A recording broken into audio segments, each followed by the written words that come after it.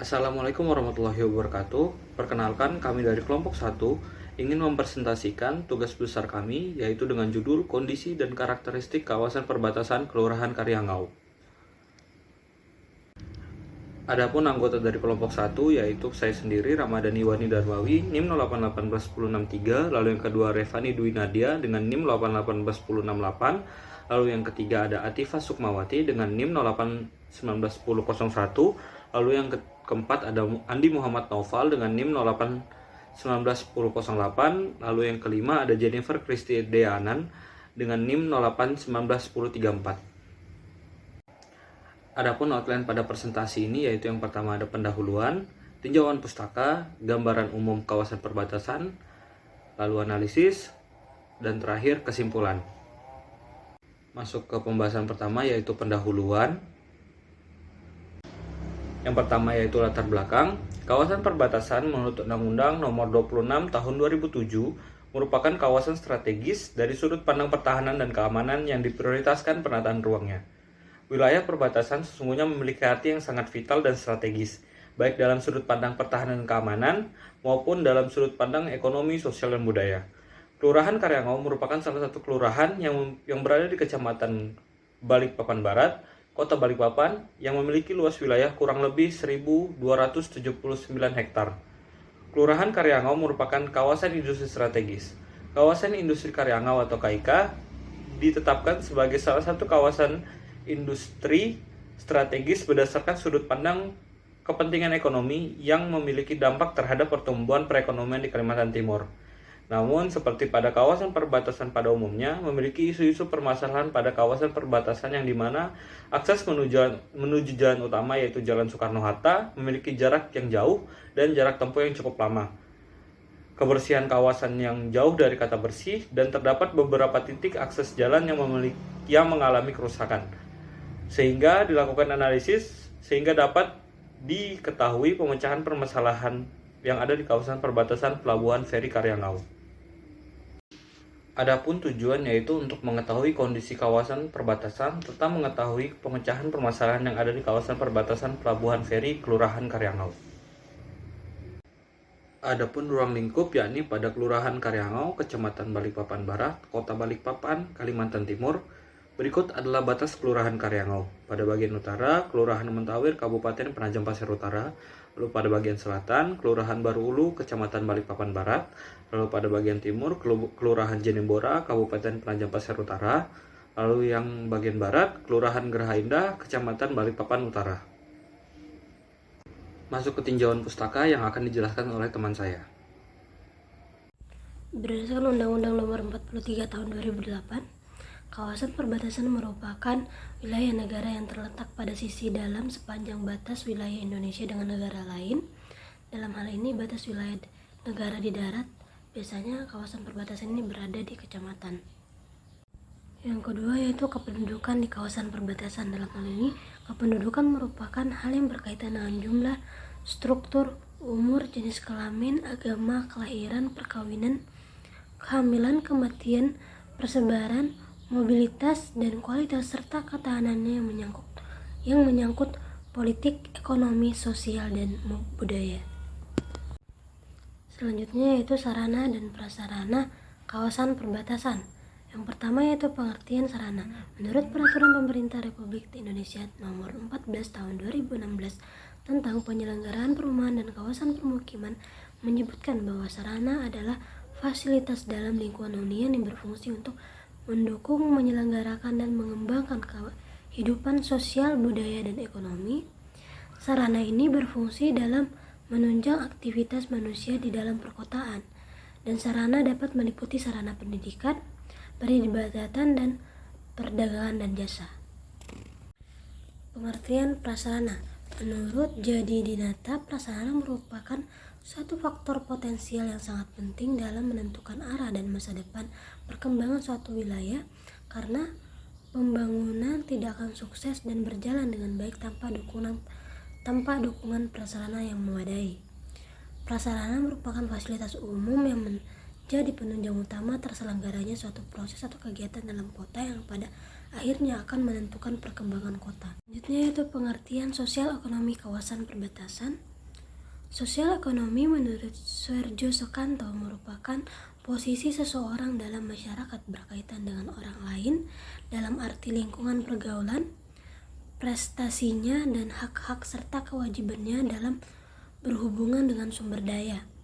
Menurut Sokanto, menyatakan bahwa komponen pokok kependudukan sosial ekonomi meliputi ukuran kekayaan.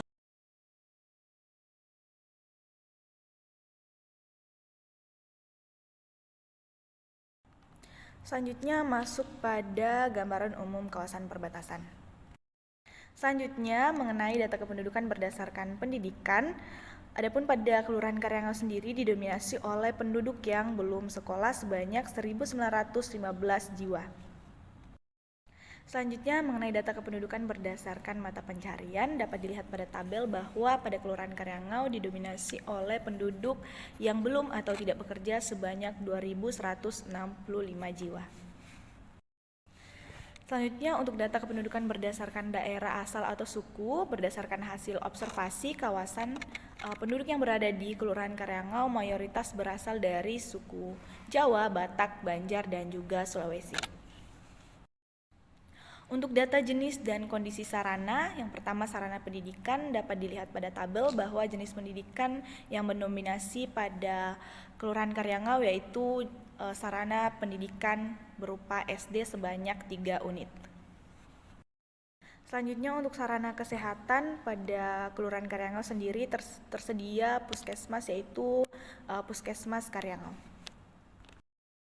Yang ketiga, untuk sarana peribadatan dapat dilihat pada tabel tersedia sarana peribadatan berupa masjid, musola, dan juga gereja Protestan pada Kelurahan Karyangau. Untuk sarana perdagangan dan jasa sendiri pada Kelurahan Karyangau dapat dilihat pada tabel yang didominasi oleh resto atau warung sebanyak 116 unit. Selanjutnya masuk pada data jenis dan kondisi sarana angkutan umum untuk pergerakan masyarakat. Adapun jenis sarana angkutan umum yang digunakan untuk pergerakan masyarakat khususnya dari Balikpapan ke Kabupaten Penajam Pasir Utara dan juga sebaliknya yaitu difasilitasi oleh 16 kapal feri dengan kepemilikan kapal yang dimiliki oleh berbagai perusahaan. Yang terakhir untuk data jenis dan kondisi sarana angkutan umum untuk pergerakan masyarakat terdapat permasalahan yaitu tidak adanya kendaraan umum yang melintas pada daerah ini sehingga orang-orang yang akan pergi atau berangkat dari pelabuhan feri harus menggunakan kendaraan pribadi maupun online. Hal ini terjadi sejak pandemi COVID-19 yang membuat bus kota Balikpapan yang selalu melintas harus berhenti yang hingga sekarang masih belum beroperasi lagi sehingga halte-halte bus yang ada pun masih terbengkalai begitu saja seperti dilihat pada gambar. Selanjutnya adalah analisis. Yang pertama ialah jumlah pergerakan masyarakat perbatasan dalam memenuhi kebutuhan sehari-hari, di mana pergerakan masyarakat dalam kebutuhan sehari-hari digambarkan pada peta berikut, yang mana masyarakat memenuhi kebutuhan sehari-harinya pada kawasan perbatasan ini, khususnya pada kawasan RT2 Kelurahan Karyangau. Masyarakat memenuhi kebutuhan sehari-hari mereka dengan berbelanja pada toko sembako atau grosir yang terdekat yang ada pada sekitar kawasan RT2. Untuk toko swalayan pada kawasan ini masih cukup jauh untuk ditempuh, yaitu sekitar 8 km dari kawasan RT2. Untuk pergerakan dalam memenuhi kebutuhan sehari-hari, masyarakat juga biasanya dapat menempuh dengan berjalan kaki karena jaraknya yang tidak terlalu jauh dari permukiman masyarakat. Selanjutnya adalah pergerakan masyarakat keluar dan ke dalam di wilayah Kota Balikpapan, khususnya yang mengakses dari RT2.